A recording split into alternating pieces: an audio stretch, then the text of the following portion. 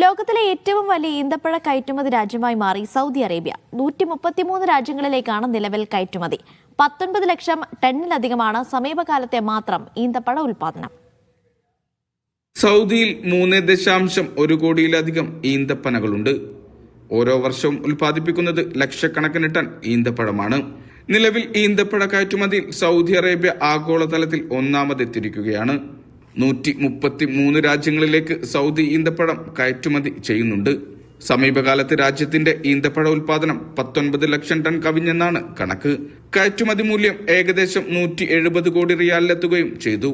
Saudi ഈന്തപ്പഴ കമ്പനികൾ ലോകമെമ്പാടുമുള്ള 1500-ലധികം retail ശാഖകളിൽ ഉൽപ്പന്നങ്ങൾ ഉൾപ്പെടുത്തിയിട്ടുണ്ട്. മദീന, ഖസീം, അൽഹസ, ഹായിൽ, തബൂക്ക് തുടങ്ങിയ പ്രദേശങ്ങളാണ് പ്രധാന ഉൽപാദന കേന്ദ്രങ്ങൾ.